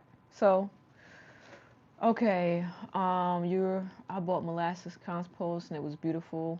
You're gonna put it in the bottom of your garden raised beds, grown in different climates. Okay. You're using chop and drop. Okay. You have super juice in a container and you forgot about it and it's been 2 years. Oh my God. So, wait a minute. You have super juice in a container for 2 years and you're scared to open it. So here's what I think you should do. I think you should open a container, make sure you have a camera and record it so we could see what it looks like. Cause it probably stank. Ooh, ooh, ooh, ooh, ooh. How do you know it's not gonna smell? Matter of fact, let me ask you this. Cece, when you did your 511 and you poured it in, did it smell? Buying more beans to crush and using your garden to help bottom rotten peppers and tomatoes. Oh, okay. Tell me more, Miss Shirley. Wear a gas mask. You make all your fertilizer. What do you make it out? Oh, so it did smell seeking. She said, heck yes. Oh, mask up. Oh my goodness. Oh my goodness. Oh my goodness. All right. So here's some things that we talked about today. Soil testing, covering your soil, things like that. We talked about all those things. Um, we talked about the microorganisms. We talked about the worms. We talked about the raised bed and the lasagna method. Oh, wow. So you're setting up an irrigation system on a timer since your garden will be larger. I can't wait to see that, Unique. I actually thought about that, but I want to get some other things done around the house first. So once we catch the groundhog, we're going to pave all the way around the house so that I could kind of twist and roll my green stalks around a lot easier. So we're going to do that. We're going to plant in the raised bed, and because I'm not going to be here as often, I'm going to use the square foot method. I'll show you guys in a video. I'll show you that. For nitrogen, potassium, you use banana coffee, herb tea, and distilled water for your magnesium, chlorophyll, potassium, iron, and calcium. I use molasses and Epsom salt with distilled water. Okay. Epsom salt is more effective on blossom and rot than beans. There you go. So I have heard of using Epsom salt. You had it when you were in Texas. It was amazing. I bet because it's hot as heck in Texas. Cece, do you have irrigation in any of your gardens? I don't have any drip irrigation yet. I am going to do drip irrigation. You like hand watering, but you also want a watering system. So right now I just have the water hose. The water hose. I have my rain barrel. So I do different things. Yes, Epsom salt is great. You like hand, okay. Sorry, your 511 didn't smell because it was in an open container. The super juice with the lid stank to the high heavens. I can only imagine. What was in your super juice, Cece? Like, it just make I don't think I'll ever make super juice. You will have irrigation this year. Can't wait to see it. That's probably gonna help you so much. Oh my God.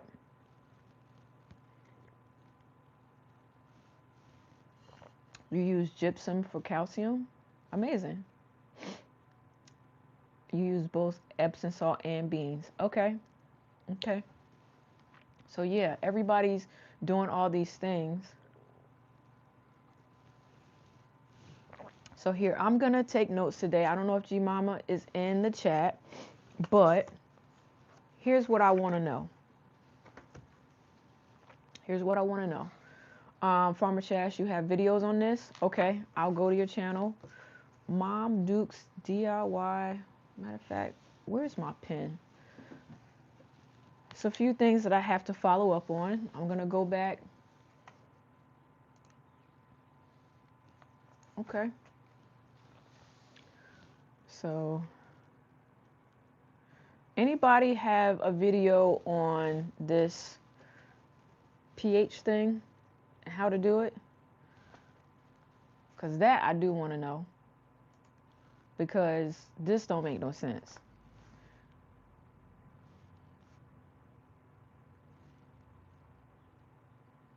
And another question is, I'm a softpaw. No, the screen is flipped. I'm actually right-handed, so I'm not a southpaw. No, I'm right-handed. You have a lot of traveling this summer. Yeah, you're gonna need that because if not, your things are gonna burn up. You want to drip irrigation when your garden is all set up. Eventually, I'm gonna do drip irrigation here. But what I want to do is when we start moving some of the toys out and we move my daughter's little house over here, when her house moves, I'm gonna put a greenhouse, but not one of the greenhouse that has like the fabric. I want the sturdy, big greenhouse that I could walk in, put plants out there, zip it, not zip it, like close a door That's what one of my garden dreams is. Yeah. So Hash, I like to support the people that are here. So if you have a video and you're here, I'll look at your video other than searching for one. I'll look at those videos first.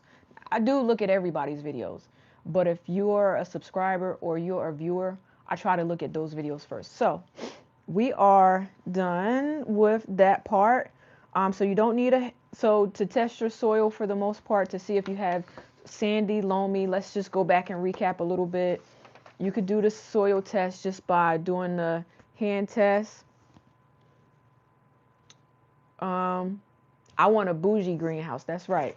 So we do the soil test. You know, if you squeeze it and it stays, then it's clay soil. If you squeeze it and it drops immediately, then it's sandy. If you squeeze it and you have to poke it and it gently crumbles, you know, you have the loamy soil. We're all striving for the loamy soil, aka the Wesley Snipes soil. We know that by this diagram, that is basically, if you combine all three, you can get the loamy soil. So everybody's amending. MKP, good morning. Patty's gonna put hoops in her garden. So if I missed your comment, go ahead and put it back. I'm gonna leave that poll up for another little while just to see what you guys are thinking. I think we did pest and disease control too before, but we can do it again. I'll dig a little deeper.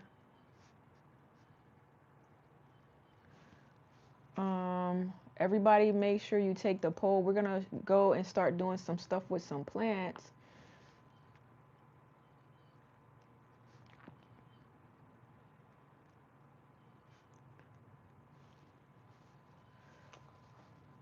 Actually, the bougie greenhouse. Yes, I want one. I want a bougie greenhouse. I want one that after years and years, it's gonna be able to stay and still be here. All right, so let's get going, and I'll show you guys some things. You know, we're gonna turn you around a little bit. There we go. And let's turn her around. We know that as always, this one is very thirsty, but I'll show you a slight change. And I probably need to harvest this lettuce here. You're saving up for a nice greenhouse, period. Yep. So that's what I want. This, let me bring you in closer so I can really show y'all.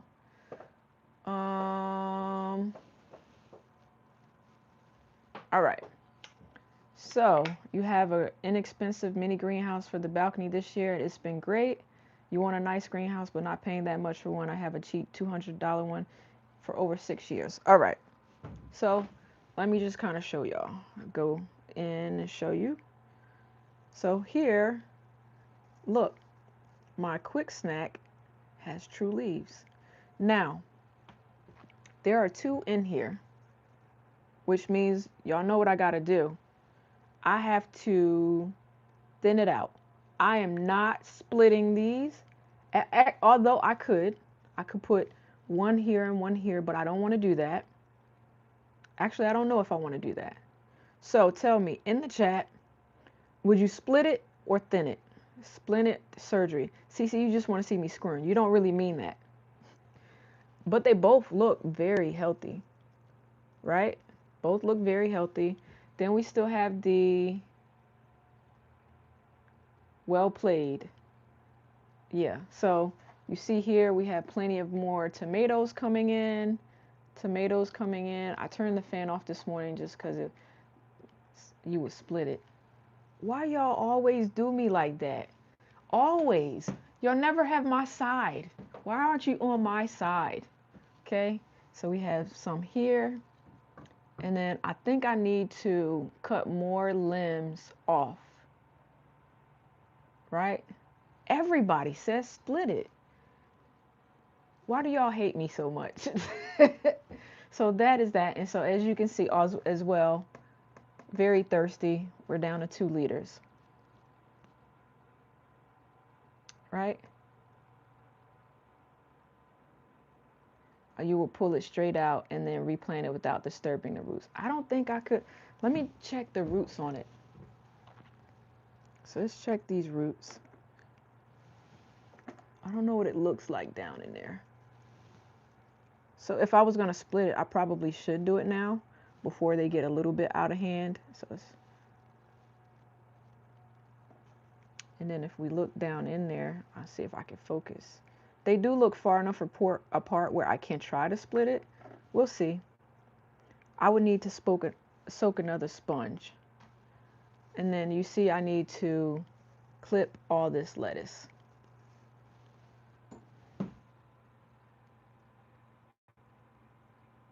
Okay. You were scrolling and it made you miss your arrow garden. Oh, wow. So y'all notice there's a difference here. So last week after the stream, I had more plants in here, right?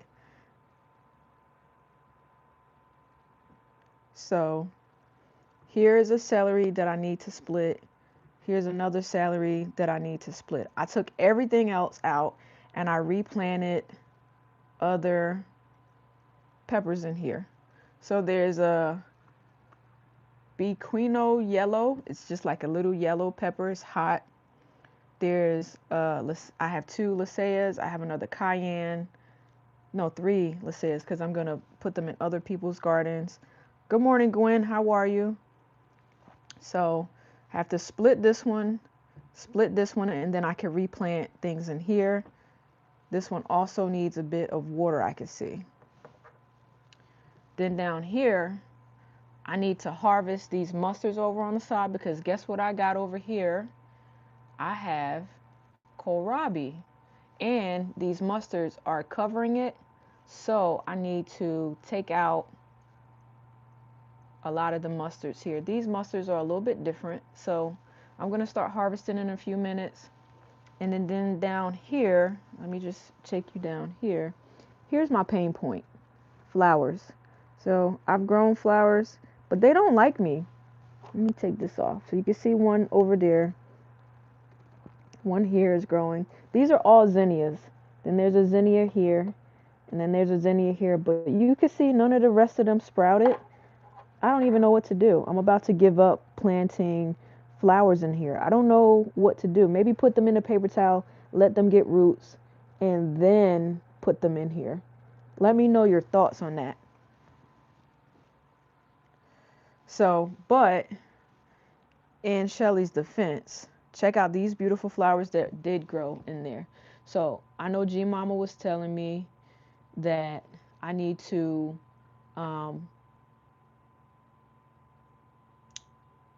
thin the leaves on, and I have to deadhead. So the marigold is doing really, really well. So is that one. I put my mint over here as well as my oregano. There's another sunflower that's coming in. So yeah. So yeah, the Shelly, and then we got the coxcomb here. I actually think I need to put her in a bigger pot. And give her some food. So yeah, and then she's in there with the spearmint, which is gonna go in a pot as well. So check it out. But look at that sunflower. It's like a dwarf sunflower. Very, very pretty. And she's in the corner. So the main reason why we did the sunflower, I'm gonna eventually transport her to the house inside, I think. Not sure yet. And then over here, these are the things that I gave fertilizer to that I wish I didn't because it smells. And the closer I get, the more it smells. Okay? Super pretty. Turn the tray around. Sure. Let's see. See if I can get you guys in there.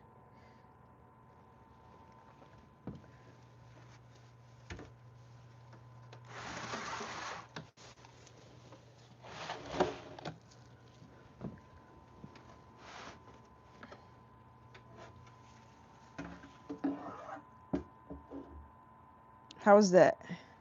Matter of fact, I'm gonna let the other side get some sun. So I'm gonna completely turn her around.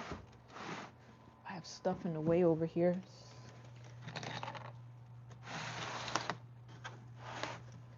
There we go. so you can see them a little bit better. And look inside of the, see that? Check it out. Very, very pretty.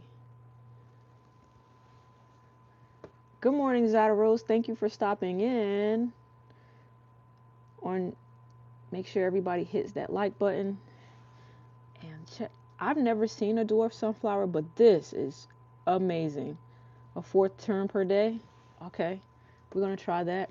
But this one is in such a small pot that she's gonna get up potted. Check her out. Small pot. Needs to be in a bigger pot. We're gonna handle that. But I need to go to the store and get some more potting soil. That's why we're not transplanting today. It's because I need more potting soil.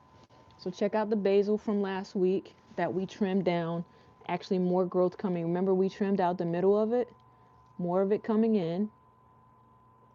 Right? Here's the broccoli. I don't think it's going to have heads, so I'm thinking about putting it outside because it's taking up too much space. And then, remember, we took the seedlings out last week, so let's just check in on the seedlings that I took from out of the green stalk planters, and also some stuff that I took out of hydroponics. So the celery is doing pretty good. It's standing tall. I think it's Utah celery, I'm not sure. So check out that celery there.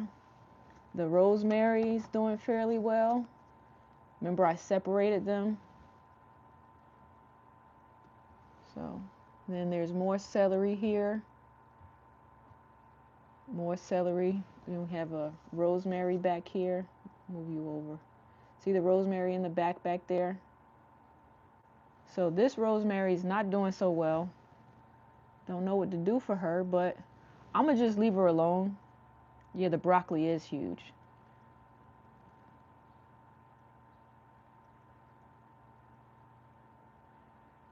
The broccoli is huge.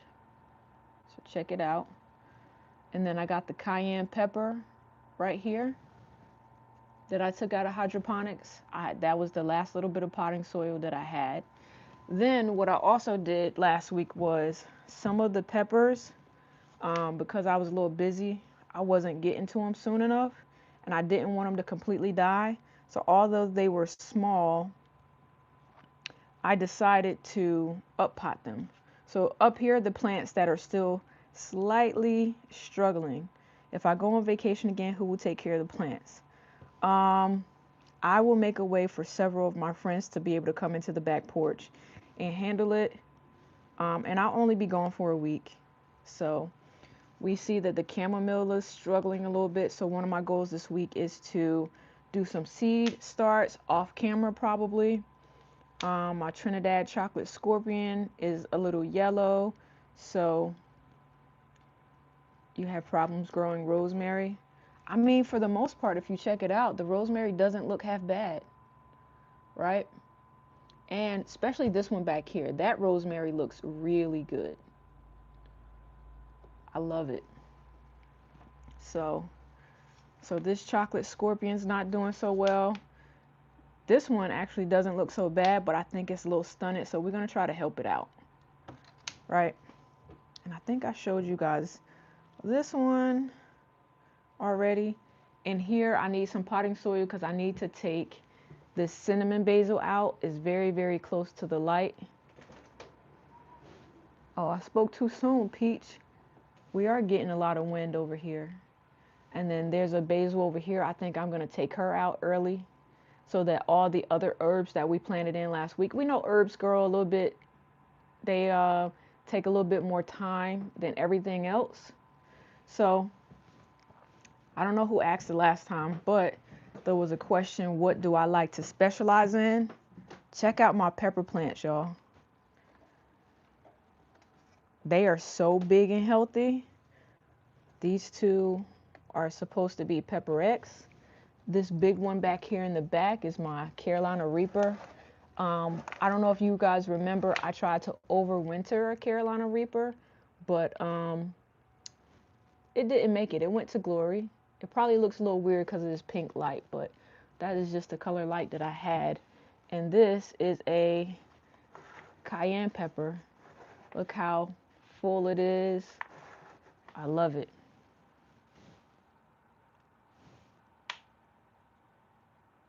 Yeah, so rosemary is very, very slow. Okay. So, and then like I said, I have plants out in the yard. And here's the decision I decided that I was going to make. I'm going to do some seed planting this week off camera.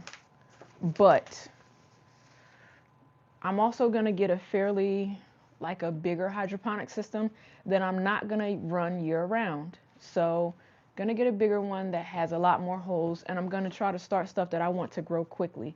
For example, I think I told you guys earlier, I'll be in South Carolina with my grandmother. She's on the channel. There is an episode with her, and I want to be able to take her some of the tomatoes that she asked for. Some of the tomatoes that she doesn't have accessible to her down there, they're like the black creme, the Cherokee purple. She doesn't want to start them from seed herself. So if I start them in hydroponics, I should be able to have at least big enough seedlings to take down there for her to nurture. So yeah, Tamiko D, I'll be in your neck of the woods. Maybe I'll send you an email. We can meet up.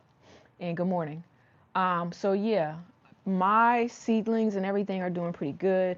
I need to come in and harvest and water the hydroponic system, which I could do that while I'm talking to you guys.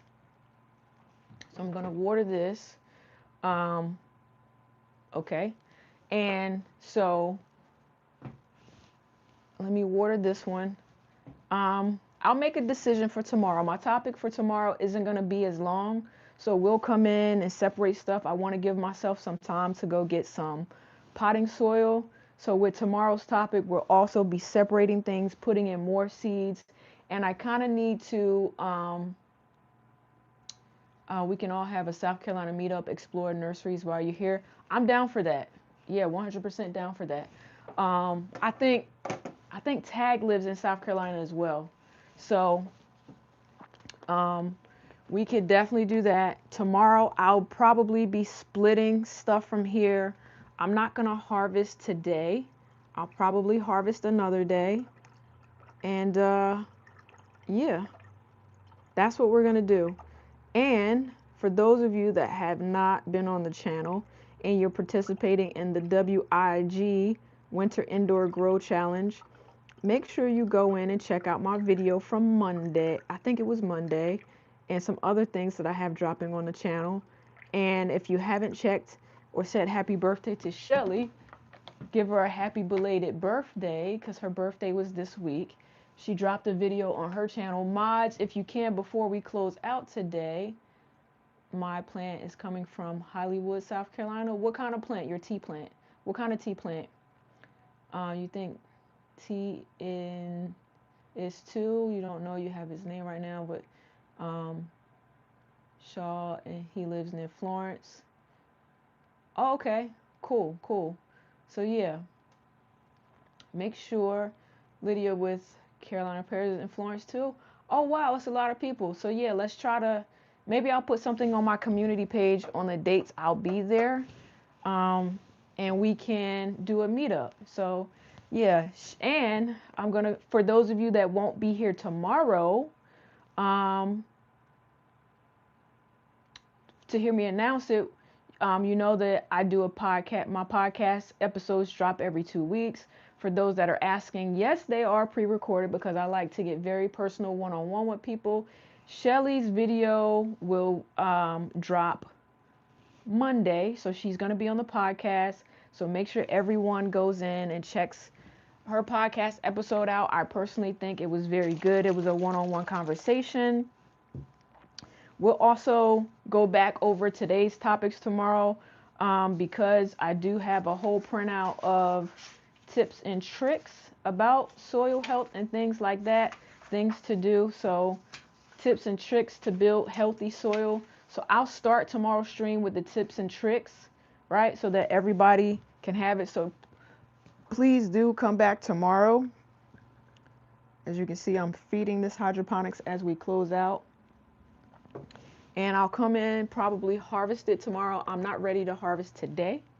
just because I have a lot of stuff to do. And yeah, I'm still live. So every 2 weeks, every Saturday and Sunday, a strict 2 hours. I was thinking about when I'm finally out in the yard, maybe one of the first times where I'm actually doing plantings. I was thinking about doing a marathon live stream one day, maybe in April or so, of me just going out and planting. But yeah, normally it's 2 hours. Um, do you like the full spectrum or the red light better? I actually like the full spectrum better, but I don't want to purchase anything extra right now, so I'm just using what I have until I'm able to um so I'm able to till I'm able to switch it out, okay? So I think I'm being summoned to my brother's stream because he is currently streaming right now. Yes, so the squirrels and all the animals out there, like I said, I think I'm going to do a marathon stream when I finally start planning out, once I have everything refreshed. Oh, and I don't know if you guys saw it. So I'm not really complaining about gnats anymore, right? So, and the reason why I'm not complaining about gnats anymore is because not only did I sterilize some soil, you'll see a video where I finished sterilizing the soil, dropped this week, but I have this little contraption. If you remember, you already saw it. Um, and I think I got the tip from Nikki from Maryland, the OCD-ish chick, and it has worked wonders. So the gnats go in, they get trapped at this little thing at the bottom, and I highly recommend it. It has been wonderful for me. So yeah, we have a lot of content coming out. I hope everybody's tuning in. If there's any questions for me, oh, we don't want the groundhogs or skunks to come out during a marathon stream, because the last thing we need is for me to have to take a bath in tomato juice, because they stink. But we do have someone, he should be coming out either today or tomorrow to put traps out. And let's just say if we trap that skunk, guess who won't be going in the backyard until they come get it? Me. Okay? Um, it does work for fruit flies, Tamiko. It does. Um, Good morning, Cece. I caught up on your tomato. Okay. All right. Is it linked? I will link it to this live stream after. So yeah.